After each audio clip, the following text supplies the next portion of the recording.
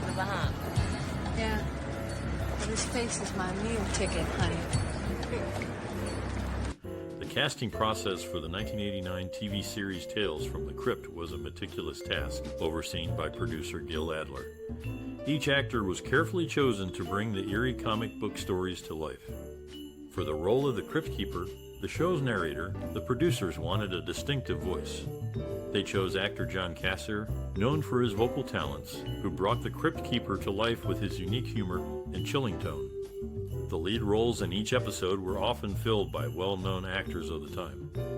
For instance, the episode in All Through the House featured Mary Ellen Trainor as a murderous housewife, a role Adler felt she was perfect for after working with her on Die Hard. In the episode Dig That Cat, He's Real Gone, Adler wanted a notable actor for the role of Uncle Lewis. After seeing character actor Joe Pantoliano in The Goonies, he knew Pantoliano could bring the right amount of humor and menace to the role. Chemistry tests were also crucial. In the episode Lover Come Hack to Me, Amanda Plummer and Stephen Shellen were cast together after a successful chemistry test. Their on-screen relationship added depth to the otherwise horror-centric plot. The casting of Tales from the Crypt was a careful balance of horror and humor, with each actor chosen for their ability to bring the twisted tales to life. The process was instrumental in creating the unique blend of horror and comedy that defined the series. I like the city. You know, it's big, it's dirty. Let's know what... The 1989 TV series Tales from the Crypt was directed by Robert Zemeckis, Richard Donner, and others who brought their unique visions to this horror anthology show. They drew inspiration from the classic EC comics, aiming to create a visually striking and entertaining experience. The directors employed a variety of techniques, such as dramatic camera angles, striking lighting, and visual effects to enhance the eerie atmosphere. Collaboration was key to the success of the series. The directors worked closely with the cast and crew, fostering a creative environment where ideas could be freely exchanged.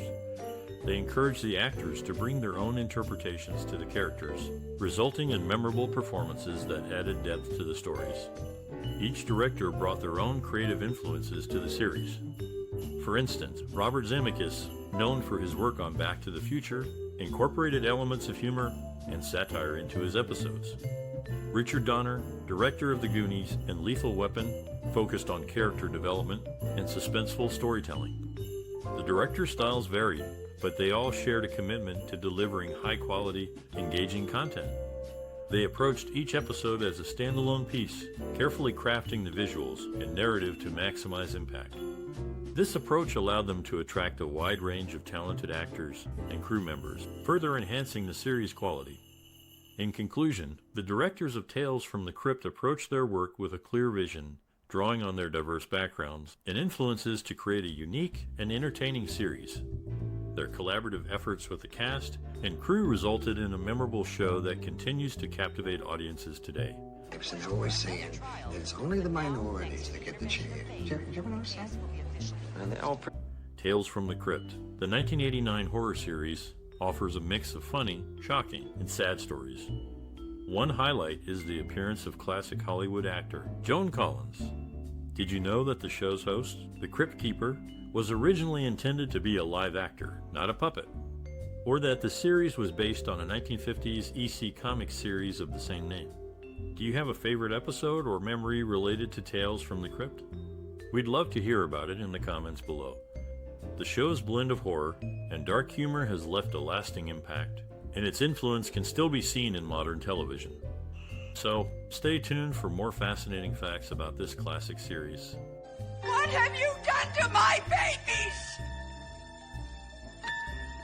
babies? Tales from the Crypt, a 1989 horror anthology series, was filmed primarily in California, with sets designed to reflect the eerie and unsettling themes of the show. The main set was built at the Warner Hollywood Studios, where a unique crypt was constructed, complete with cobweb-laden walls, coffins, and an ominous atmosphere. The show's producers aimed to create a distinct look for each episode, requiring a variety of set designs. They achieved this by building and dressing multiple sets for each episode, ranging from creepy mansions and graveyards to spooky forests and haunted carnivals.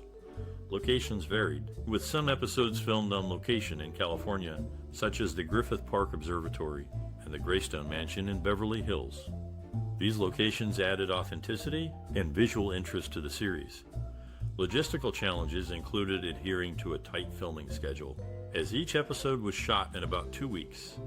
The crew had to work efficiently to construct, dress, and strike sets while coordinating with the cast and other departments. In terms of innovative techniques, Tales from the Crypt employed pre-digital visual effects, such as forced perspective and miniatures, to create a sense of unease and otherworldliness. The show also featured a unique blend of humor and horror, which required careful balancing during production. Overall, the production of Tales from the Crypt required meticulous planning, efficient collaboration, and creative problem-solving to deliver a captivating and chilling viewing experience. You can get off these streets and retire to the Bahamas. Yeah, but his face is my meal. Tales from the Crypt was a popular television series that aired in 1989, known for its unique blend of horror and dark comedy. The acting in the show was generally good, with standout performances from actors like Larry Drake, who played the chilling character of the psychopath dressed as Santa Claus in the episode All Through the House. One of the most memorable episodes is Strung Along, which tells the story of an old puppeteer whose younger wife is cheating on him.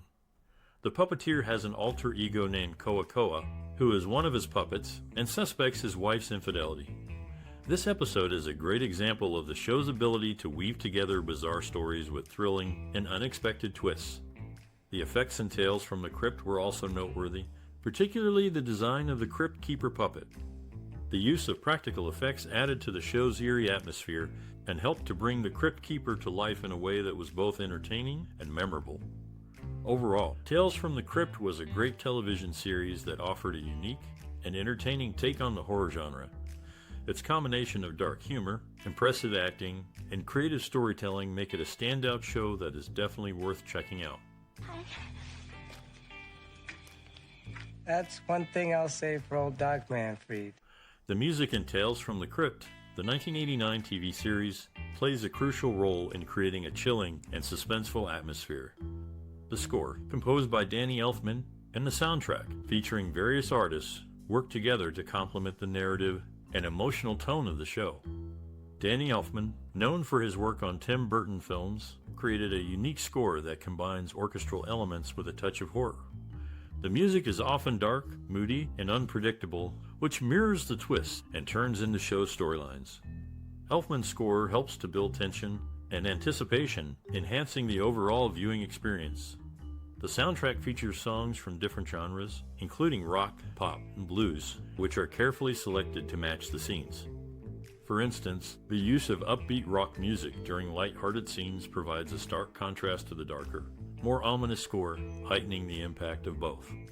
In an interview, Elfman mentioned that he aimed to create music that would slither under your skin. This is evident in the score's ability to evoke unease and suspense, making it a perfect fit for the horror anthology series. The musicians involved in the series also played a significant role in creating the eerie atmosphere. The London Symphony Orchestra, which performed the score, brought a level of sophistication and depth that added to the show's overall quality.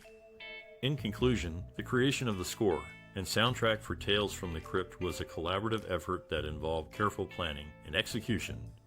The music, whether it's the orchestral score or the featured soundtrack songs, plays a crucial role in setting the narrative and emotional tone, making the viewing experience more immersive and engaging. Around for a little frontier justice, as our own Ulrich the Undying is going to have a little... Malcolm McDowell, known for his role in Tales from the Crypt, has a history with David Warner, having worked together in Time After Time, and later appearing in separate Star Trek films. Don Rickles, another guest on the show, is remembered for an incident on The Tonight Show with Johnny Carson where he accidentally broke Carson's cigarette box, leading to a confrontation. Beau Bridges, yet another star of Tales from the Crypt, is notable for being the older brother of Jeff and Cindy Bridges.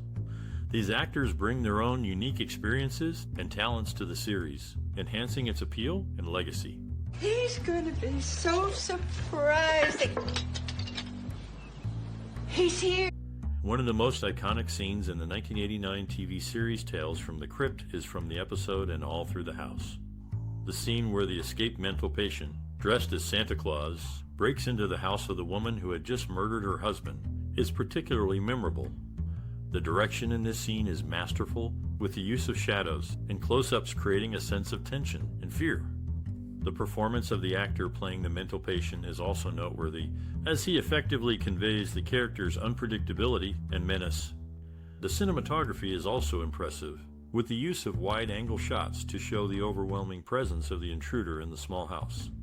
According to the episode's director, Robert Zemeckis, we wanted to create a sense of claustrophobia and paranoia, and I think we achieved that with the use of shadows and close-ups. The actor who played the mental patient, Larry Drake, said in an interview that it was a challenging role, but I enjoyed every minute of it. I wanted to make sure that the character was unpredictable and menacing, and I think we achieved that. This scene has had a significant impact on the audience, as it effectively conveys the feeling of being trapped in a terrifying situation. The use of the Christmas setting and the Santa Claus costume also adds an element of irony and subversion, making the scene even more memorable. The scene has been widely praised by critics and fans alike, and is considered one of the standout moments in the series. Another iconic scene is from the episode Dig That Cat He's Real Gone, where a man's pet cat comes back to life after being hit by a car, and the man decides to use the cat's ability to bring the dead back to life for his own gain. The scene where the man brings his dead wife back to life, only to have her turn into a zombie and attack him, is particularly memorable. The direction in this scene is also masterful, with the use of quick cuts and close-ups creating a sense of chaos and confusion. The performance of the actor playing the man is also noteworthy, as he effectively conveys the character's desperation and fear. The cinematography is also impressive, with the use of low-key lighting to create a sense of foreboding and unease. According to the episode's director, Richard Donner, we wanted to create a sense of chaos and confusion, and I think we achieved that with the use of quick cuts and close-ups. The actor who played the man, Joe Pantoliano, said in an interview that it was a challenging role, but I enjoyed every minute of it.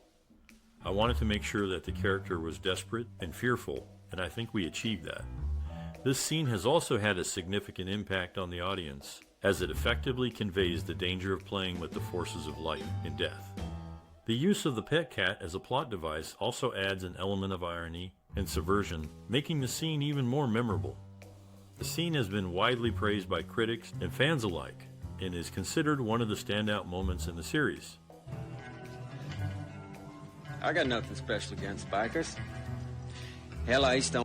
Richard Thomas, a child actor who made his professional debut at the age of 7, once replaced another actor as John Roosevelt in the Broadway play Sunrise at Campobolo. Kirk Douglas, a well-known actor, is the grandfather of 7 children from his 2 sons, Michael and Peter Douglas.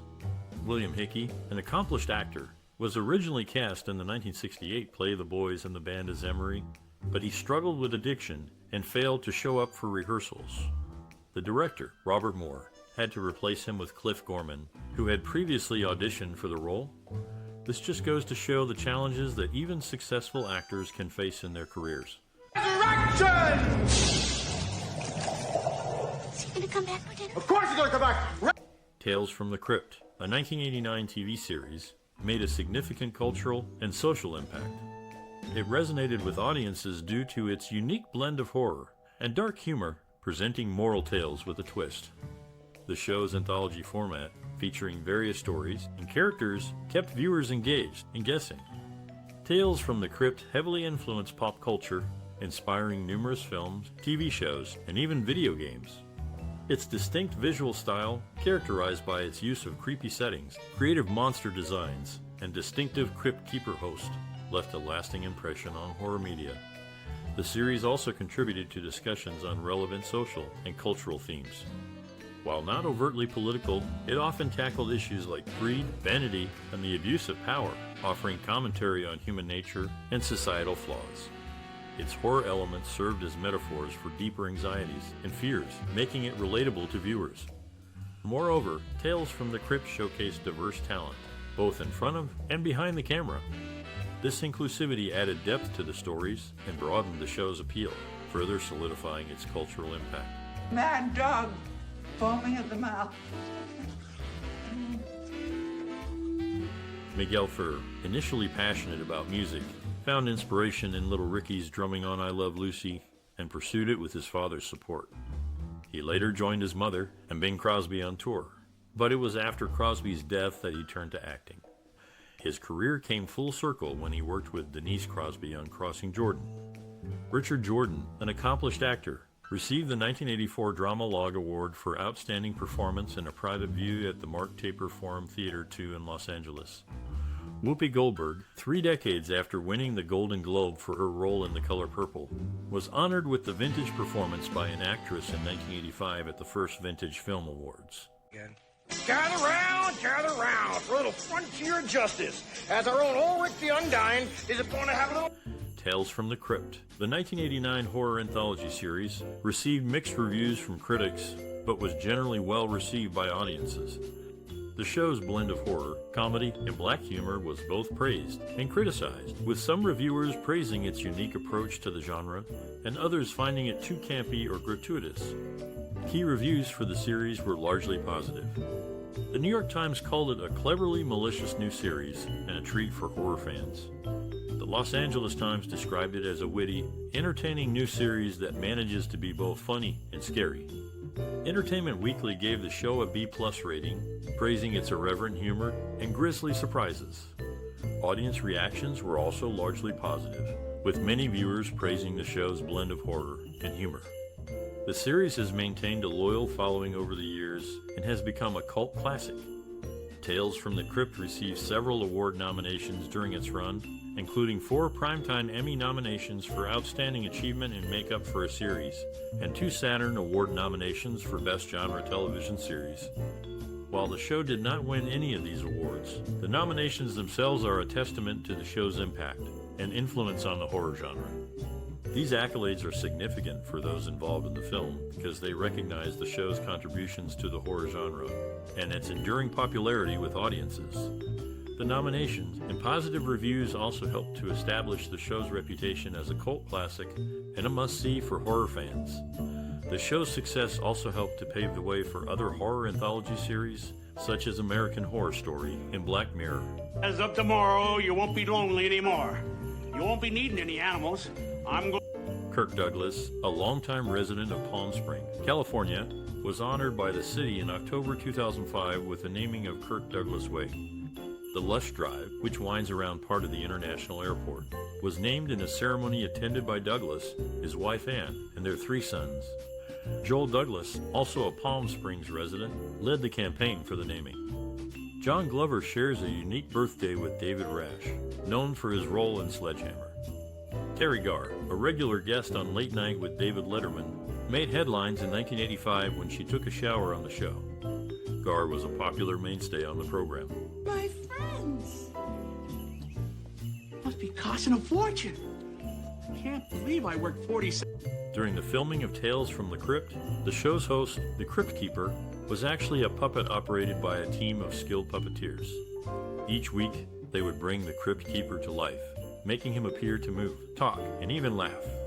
The puppeteers had to synchronize their movements perfectly to create the illusion of a single, cohesive character. This required a lot of practice and teamwork, but the end result was worth it. The makeup artists on Tales from the Crypt were also crucial to the show's success. They were responsible for transforming the actors into their grotesque, frightening characters. This often involved applying layers of makeup, prosthetics, and fake blood. One actor, Kevin Yeager, even created a special type of makeup that could be applied in just a few minutes, allowing the show to film more efficiently. Despite the scary subject matter, the set of Tales from the Crypt was often filled with laughter. The cast and crew had a great sense of humor and enjoyed playing practical jokes on each other. One time, a crew member replaced all of the sugar packets in the craft services area with packets of Sally Tennant when the actors went to sweeten their coffee. They got a surprise instead. Overall, the making of Tales from the Crypt was a collaborative effort that required the skills and talents of many different people. From the puppeteers to the makeup artists to the cast and crew, everyone worked together to create a show that was both entertaining and frightening. And this precious oxygen will have been exhausted. Folks, this... Malcolm McDowell, known for his role in Tales from the Crypt, shares a family connection with actor Alexander Siddig, as they are real-life nephew and uncle. In the film Doomsday, they co-starred together. Kirk Douglas, another Tales from the Crypt actor, had a notable encounter with painter Mark Chagall. Chagall offered Douglas a role in a filmography, but Douglas declined after playing Vincent van Gogh in Lust for Life left him with demanding filming experiences. During the filming of The War Wagon in 1966, Douglas caused controversy by endorsing Edmund G. Brown, the Democratic governor of California, in a television commercial. This move angered co-star John Wayne, who had previously recorded an advertisement for Republican challenger Ronald Reagan. Try that model plane I brought you. Or if you don't like it, you can find yourself another hobby. Tales from the Crypt, the 1989 TV series, left a significant mark on film history with its unique blend of horror and dark humor. It was based on the classic EC comics and stood out for its innovative storytelling and high production values. The show's anthology format allowed for a wide range of stories, and it became a platform for many up-and-coming actors and directors. The series had a substantial impact on future filmmaking, particularly in the horror genre. It demonstrated that horror could be both entertaining and thought-provoking, and it wasn't limited to just jump scares and gore.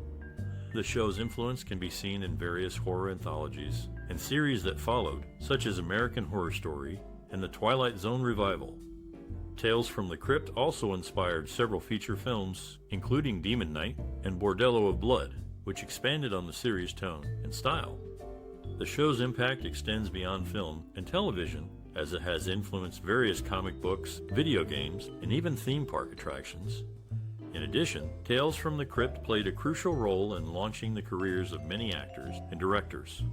Its anthology format provided an opportunity for new talent to showcase their skills, and many went on to have successful careers in the industry. Overall, Tales from the Crypt's lasting legacy and influence can be seen in the many works it inspired and the talent it helped launch. Its place in film history is assured as a groundbreaking series that brought a fresh and innovative approach to the horror genre. Well, I'm sure they'll miss you. And anyway, you've done enough for them. This is... Malcolm McDowell shares some notable similarities with his Time After Time co-star, David Warner. In the Wing Commander video game series, McDowell played Admiral Jeffrey Tolwyn in 3 installments, while Warner took on the role in a later game and film adaptation. They also both portrayed Professor Abraham Van Helsing in different productions. Kirk Douglas, known for his appearance in Tales from the Crypt, faced a serious accusation in 2021. Douglas's sister-in-law, Lana Wood, claimed that he had raped her sister, Natalie Wood, when she was just 16 years old. Beau Bridges, another actor in the series, shares a unique connection with his family in the episode Sand Kings. His father, Lloyd Bridges, and his son, Dylan Bridges, played 3 generations of the Crest family, adding a layer of depth to the episode. In summary, these actors brought their own unique experiences and connections to their roles in Tales from the Crypt, creating a rich and diverse cast. Hi there. I just dropped by to see how you two were doing. Well, come on in, Roy. Tim Roth was once considered for the role of Garland Green in the 1997 film Con Air, but it ultimately went to Steve Buscemi. In the TV series Tales from the Crypt, the episode Love to Death shared a similar plotline with the Twilight Zone episode The Chaser from 1959. Actor Joe Pantoliano was offered the role of Leo in Lethal Weapon 2, but had to decline due to a conflict with The Last of the Finest. The role was then given to Joe Pesci. These behind-the-scenes stories offer a glimpse into the world of TV and film production, showcasing the challenges and decisions that shape the final products. Man, I just retired from that business. I'm not talking about that. Tim Roth, known for his role in Tales from the Crypt, admitted to taking the role in the 2014 film United Passions solely for the money and later apologized for it. In other news, Demi Moore's controversial Vanity Fair magazine cover in 1991, where she posed nude and pregnant, was photographed by Annie Leibovitz and strongly supported by then-editor Tina Brown. Lastly, Whoopi Goldberg counts Robert De Niro as a close friend and confidant, often referring to him as her big brother. Electric chat for me. Special agents called Coyote Busters. Whoopi Goldberg, known for her role as Guinan in Star Trek The Next Generation, was a huge fan of the show and asked Gene Roddenberry for a role. Her character was named after the legendary entertainer Texas Guinan. John Kassir, the actor who provided the voice for the Crypt Keeper in Tales from the Crypt, has stated that his favorite episode is Oil's Well That Ends Well from Season 5. In 2019, Goldberg suffered from near-fatal double pneumonia and sepsis, requiring her to spend 3 weeks in the hospital. How could you do this? I'm doing... Malcolm McDowell, known for his role in Tales from the Crypt, was once married to Margaret Bennett, who was previously married to Keir Dullea. Interestingly, Dullea was the lead in Stanley Kubrick's 2001: A Space Odyssey, and McDowell took the lead in Kubrick's next film, A Clockwork Orange. Tim Roth, another Tales from the Crypt actor, declined the role of Jack Scagnetti in Natural Born Killers. Patricia Arquette, who also appeared in the series, holds the distinction of being the first Arquette family member to receive an Oscar nomination and win the award. Her acting career has certainly left a mark in the world of television and film. N.E. as in weather? I'm Ronnie Price, as in everyone has theirs. Lance Henriksen, known for his role in Tales from the Crypt, is often mistaken for actor Stephen McHattie. They once played twin brothers in the television series Beauty and the Beast. Henriksen's co-star, Joe Pantoliano, began his career in 1972 and has appeared in over 40 off-Broadway productions. In the first season of Tales from the Crypt, Episode 2, and All Through the House, includes specific references to the show's consultants. The radio announcer mentions the city Pleasantville, Gaines, a nod to EC Comics editor William M. Gaines. In a separate scene, a police officer introduces himself as Sergeant Feldstein, and homage to EC Comics co-editor Al Feldstein. These subtle references add depth to the show and demonstrate the creator's appreciation for its comic book roots. Thea Baldwin and Theodore Carney not guilty. The defendants have been found innocent of all charges. Malcolm McDowell, known for his role in Tales from the Crypt, once passed on the opportunity to play Admiral Jeffrey Tolwyn in Wing Commander to focus on Fantasy Island. Instead, David Warner took on the part. Prior to his acting career, McDowell earned a Bachelor of Arts degree from the University of California, Irvine in 1979. Demi Moore, also an accomplished actor, once auditioned for the role of Jackie Templeton on General Hospital. Producers were looking for a Margaret Kidder Karen Allen type actress, both of whom were popular at the time. Moore won the role.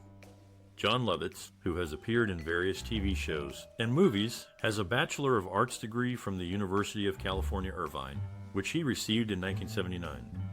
Lovitz is known for his comedic roles and distinct voice. Tell you, I'm worried about Anita, Roy. She's obsessed with that. If Tales from the Crypt left an impression on you when it first aired in 1989, we'd love to hear your stories. Share your memories and experiences related to this groundbreaking TV series that blended horror, comedy, and social commentary. Did any particular episode leave a lasting impression on you? Or perhaps the show influenced your perspective on cinema, inspiring you to explore the horror genre further. We invite you to like, share, and subscribe to join us in our journey through the world of cinema. Let's reminisce together and celebrate the impact Tales from the Crypt had on us all. Your engagement and contributions are invaluable to our community, so don't hesitate to comment and start a conversation. And it's amazing, isn't it? Every human body is like a walking chemistry